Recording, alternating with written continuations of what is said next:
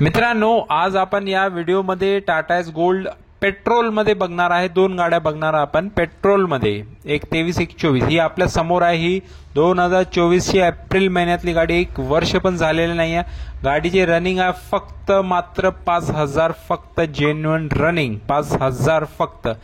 चारही tyre Naveen, body of the सर्व okay, insurance paper वगैरे सर्व नवीन, खटाखट शोरूम पीस गाडी भेटणार आहे तुम्हाला।